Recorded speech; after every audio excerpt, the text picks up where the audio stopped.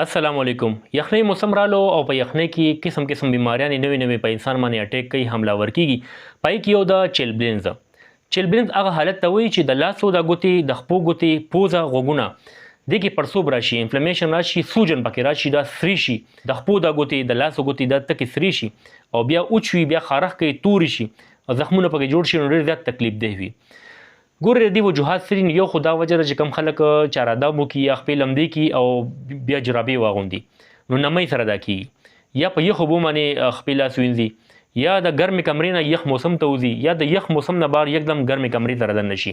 تو سوړ لګېدو سره هم دا مسله کېږي. بل د چا وینې کمې وي، چا کې وینه ډېره کمه وي، هغې ته هم دا مسله کېږي. د وینې کمي دا علامت دی که تاسو په بړستن کې هم لاسې، خو د لاسو ګوتې او د خپو ګوتې ستاسو ګرمېږي نه، ډېر زیات یخې وي، نو دا غټ علامت دی ستاسو د وینې کمې. نو هغې لپاره تاسو خوراک کوئ، ویټامین سی، ویټامین ای ډېر استعمالوئ، لکه نیمبو شولو، مالټې شولې د موسم لحاظ سره چې کوم دا بادام شولو، ډرای فروټ شولو، په هغې کې دا ډېر مقدار سیوا وي، دا تاسو استعمالولی شي.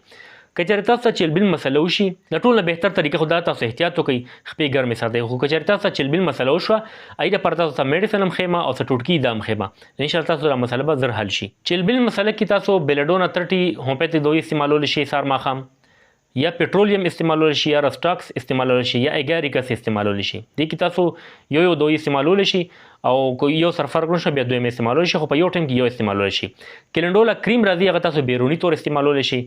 مدر ټینچر د کلینډولا هم تاسو استعمالولی شي، هغه څکلی هم شي او بیروني طور په زخمونو باندې لګولی هم شي. دې سره به تاسو ډېر زیات فرق وشي انشاءالله.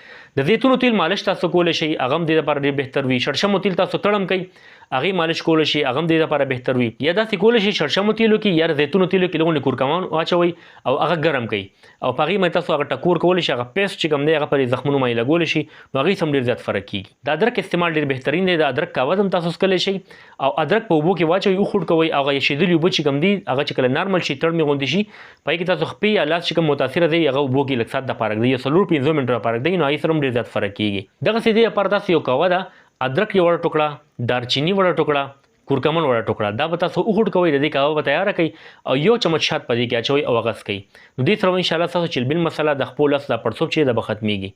بل د اوده کېدو نه مخکې تاسو په تړ موپیو کې نیمه چمچ کورکمن پاوډر خامخا اچوئ، دې سره ستاسو چیلبلین مسله نه کېږي، د خپو لاسو پړسوب هم سره انشاءالله ختمیږي.